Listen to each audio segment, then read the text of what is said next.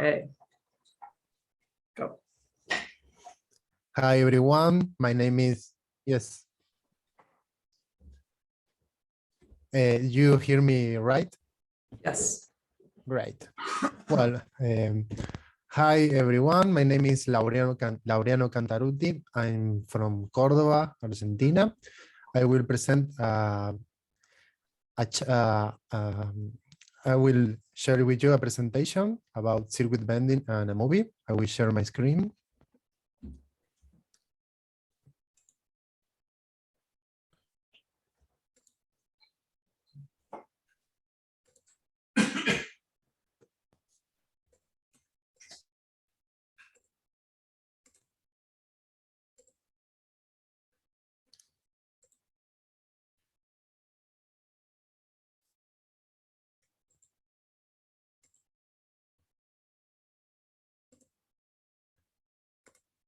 Wait a minute, please.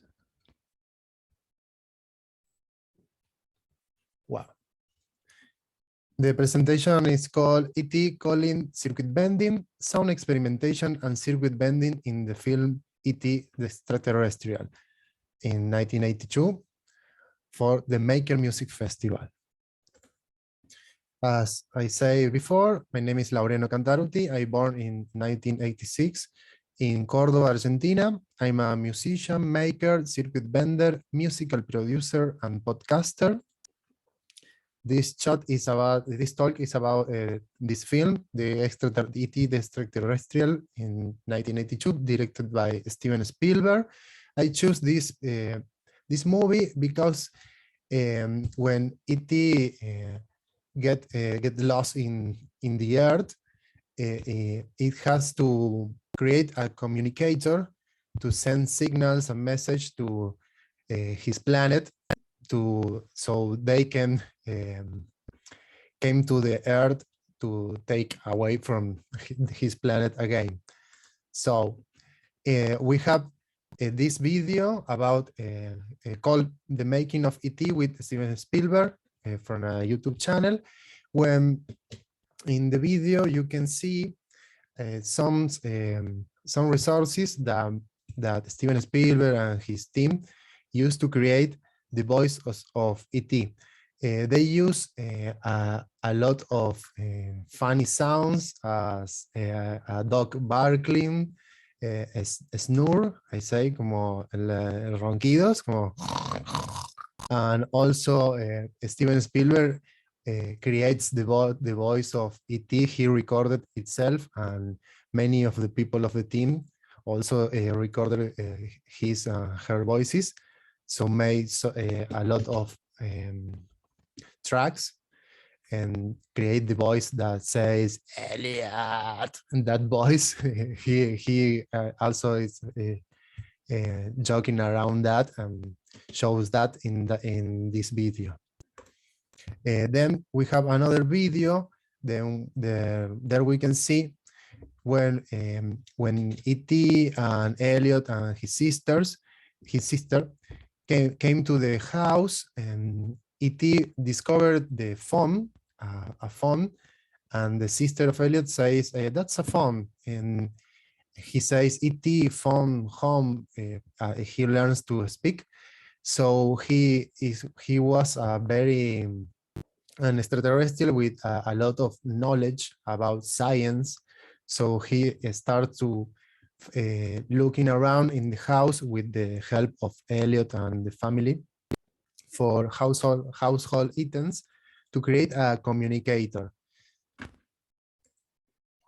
The communicator appears in the magazine 73 magazine from April 1983. In the page 52, I found the article called "How E.T. Really Called Home." This was very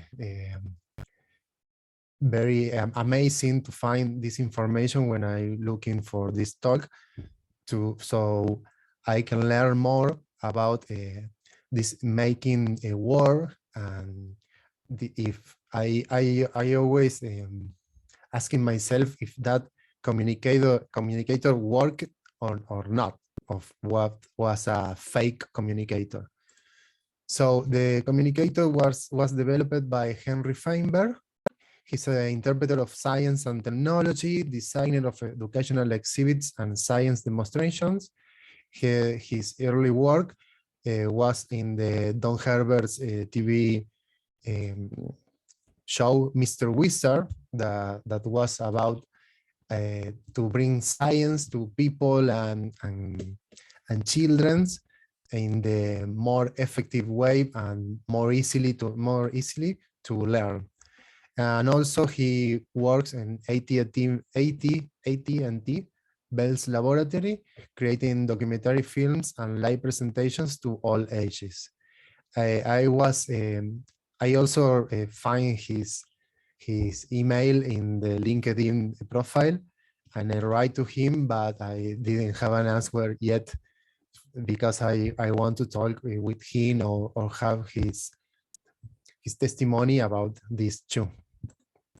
Here we can see a picture of the communicator, and this is the scheme that he created to build the communicator. He was contacted by the Steven Spielberg production in 1981, and because his work on Mr. Wizard TV program, and they told him that that he has to build a communicator.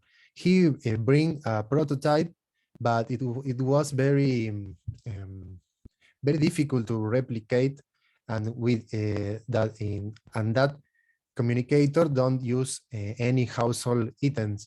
So he back to his house and started searching about the kitchen, the garage, and bedrooms. And he find this a lot of different items. So we can see a speak and spell toy, an umbrella, a coffee can, a walkie-talkie, a radio, a saw blade, another, I don't know how to say it, a fork, yes, a fork, bobby pins connected to the speak and spell, and also he find this record player. He replaced the record with the saw blade, and he started to looking around how he can build a most effectively communicator. So he find this way to create it, and here we can see a copy that he donate to the Newark Museum, because he creates he construct the first communicator and immediately replicate it to have a copy, and in case of the first may suffer any damage. So he donate the copy to the Newark Museum, and also the Newark Museum posted in November 8, 2021, this picture about the exhibition in that day. Also is the STEM National Day.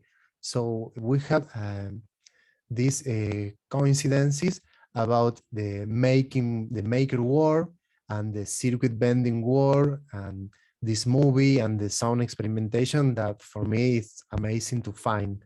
And I never saw this all this together in any publication or video or in any website. So let's continue. He posted 2 videos in the New Jersey Symphony YouTube channel because they were in that year. I don't know if it was in 2017, 2020. They made a concert with the movie, and they played all the music live with the movie in the screen. And they create these 2 videos.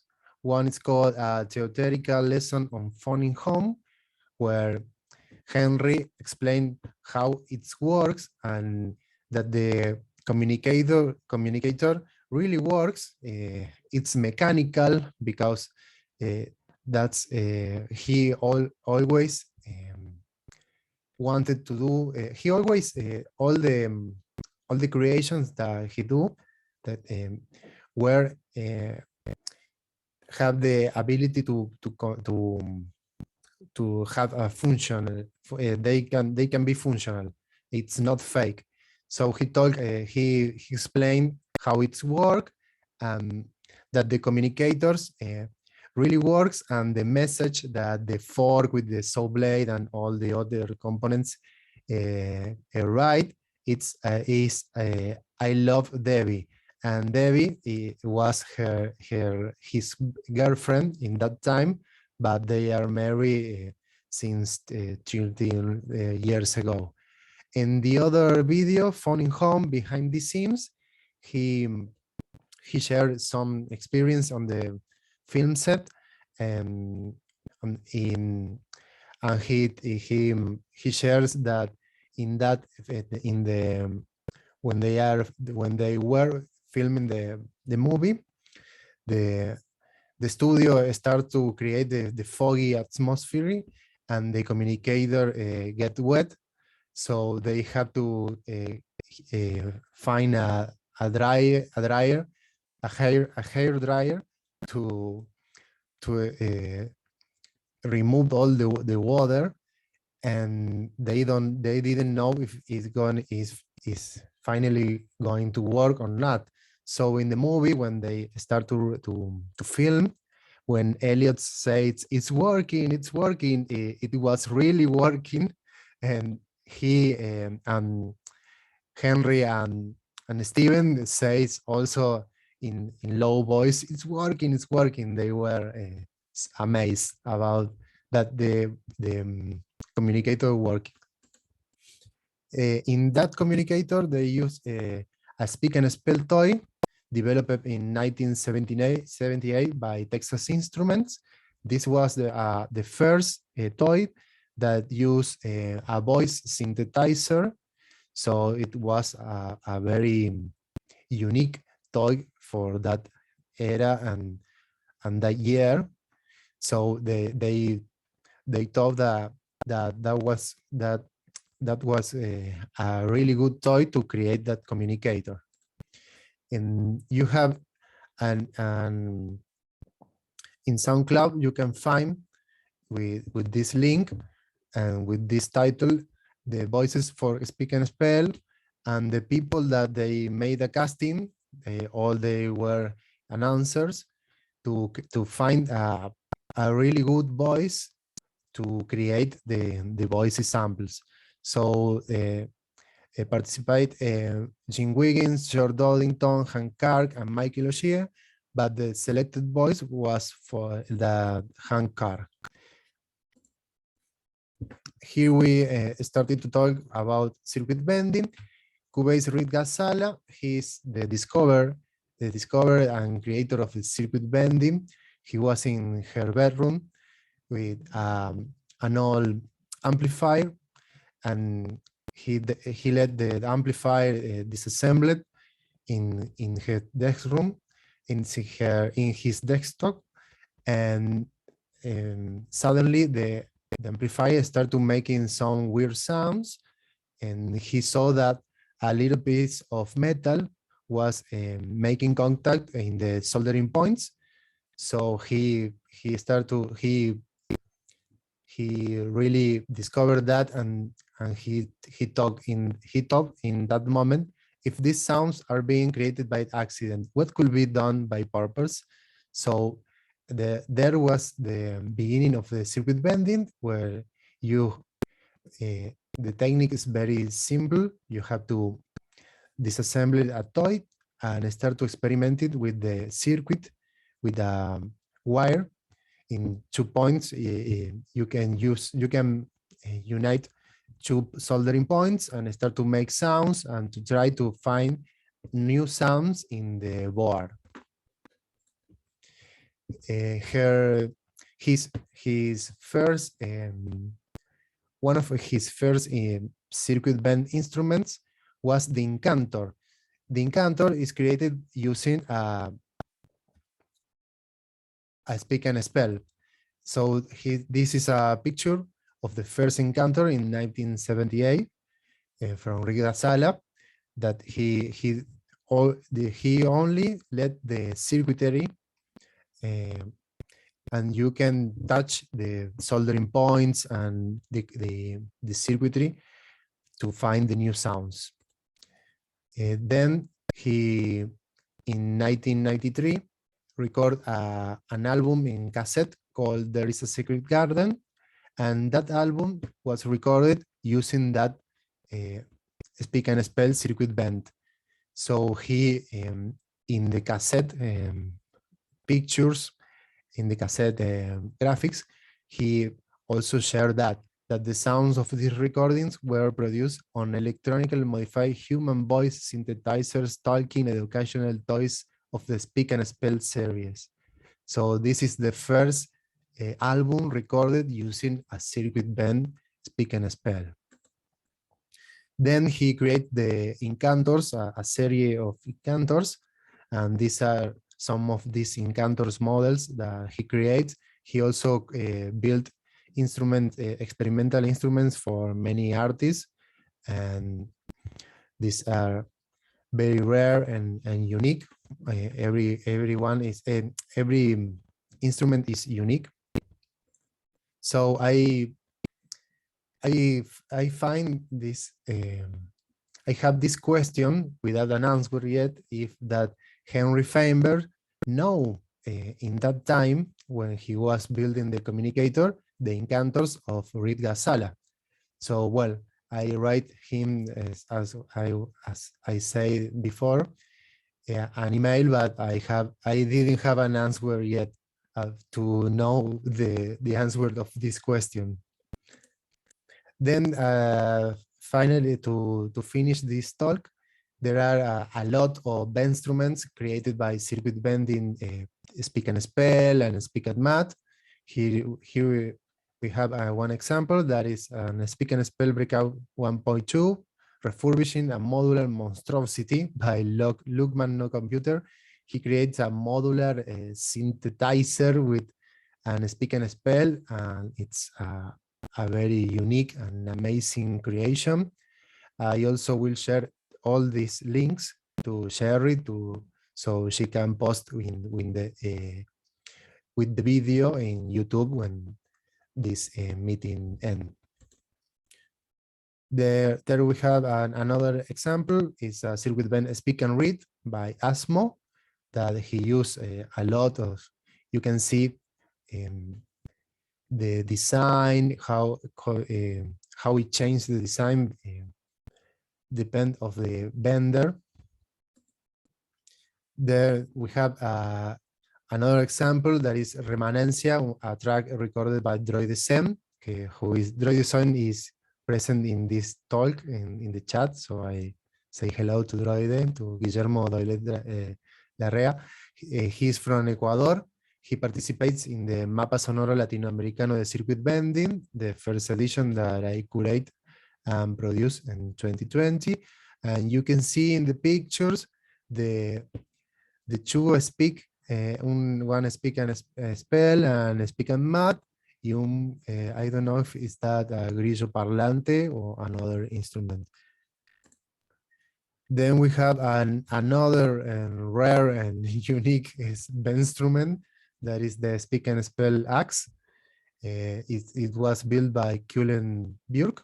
He mounted the Speak and Spell in an acoustic guitar and replaced all the frets with buttons to play the words and the vowels and consonants of the Speak and Spell along the frets. Let's continue talking. These are my social media. You can find me on Instagram as Laucant and on Facebook as Laureano Cantarutti. And I want to thank you all for your attention, to Make Your Music Festival, Sherry and Joe, for this opportunity, to Reed Ghazala and Henry Feinberg.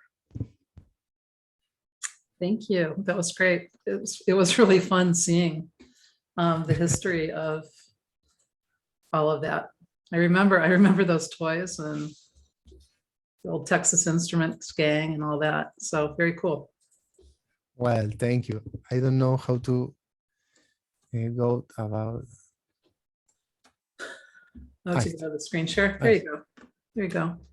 Any questions or comments? The group's been quiet today. We have a few minutes before Cynthia. What do you think?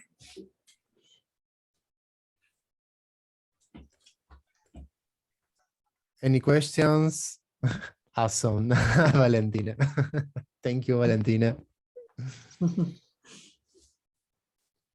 So are Thank you, Brian. where are you? How are you? I know that you're really big in circuit bending and you seem to be taking, you're kind of the South American lead circuit bender. I learned when I listened to, and actually for the rest of you, in Laureano's profile, in his bio, curator notes, he did a great interview yesterday with Maker Park Radio. And I didn't realize that you had started that whole map project. Maybe you could tell everyone a little bit about that. I think that's an interesting model that maybe it could even be broadened. I know you started in South America, but who knows where it could go. Yes, well, the Latin American sound map of circuit bending, it was the way to connect to all the Latin American vendors and makers, because we know and we saw and we see a lot of videos of makers and circuit vendors from the United States and Europe, but we didn't know what is going on here in Argentina, in Latin America and Iberoamerica. So I started that, I created an open call in 2020 in the pandemic to invite all the Latin American artists that use circuit bending instruments and DIY and hybrid lutherie, to invite to share a composition with a picture and a video to create an audiovisual map. And the results were amazing. Response in more than 30 artists from 11 countries of Latin America, and one special guest from Canary Islands, David Ramos Darwin. And well,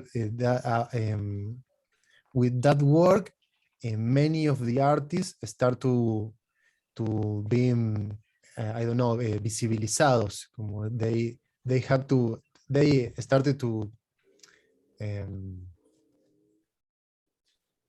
the other people, the people from other countries start to see the works, and they told me that this work is an amazing opportunity to find another artist and to find a place to talk and to share what we do in this part of the world, but also to connect to all the people.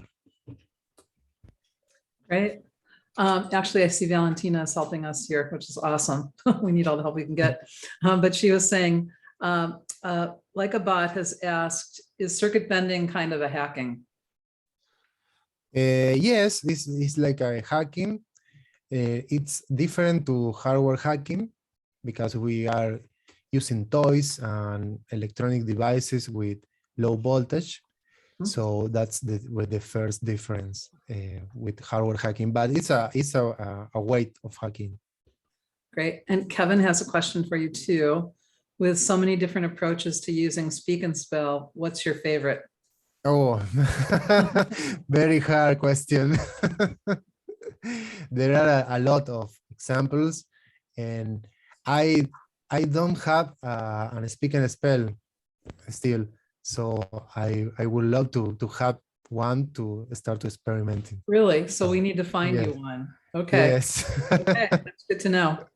Those are probably good things to actually even put in Discord. We will definitely keep an eye out, because if someone deserves a Speak and Spell, it's you. So Oh, thank I will you. try to Thank find you. one for you too. I don't know if everyone knows, but this year was the first year we started just to give kind of a background, actually, some of the folks that are on the call that have been involved in the planning. I see Laureano, I see Ross, I see Cynthia, I know Ramon, Guillermo's been involved. Who else am I missing? And Hal has been there. We get together probably 4 months before May, and we get together once a month and kind of just share ideas and kind of chat what we're thinking about. And this year we added a young music maker competition. And in the Babbitt building, Fraser Merrick students, we have 5 students that won, each won $100 each. They got a certificate. And even better than that, they did something, and their videos are about a minute to minute and a half. They've done a really amazing job with them, and they even documented their build process in such a short period of time. So I was telling Fraser we could all learn from them. They really did a good job. So be sure to stop in and check out their work. And you can, I think if you sign in, you can leave them a comment too. So we want to encourage, these were students that were 12 to 16 years old. And I have to say, Laureano probably influenced the theme this year because he was involved in something for Make Music Day, which has been another great partner for Maker Music Festival. If you don't know Make Music Day, it happens June 21st and December 21st. Music from all around the world on the longest and shortest day of the year. It's makemusicday.org. It's part of the NAM, the National Association of Music Merchants Foundation. But it's really, they're really dedicated to music education and just getting music to everyone. But this year, Laureano crafted a mutant toy parade for the winter Make Music Day. And there is a building, the Reed Ghazala building on campus, which you should check out, that has some of that work in there too. So anyway, I don't want to take over your session, but a couple plugs for some of the people that have helped us, which a lot of you guys on the call have too. So, and Mark DeVink, he's been involved too. And Valentino's probably been living it. So there you go. Well, good. Anything else before I think I'll stop recording.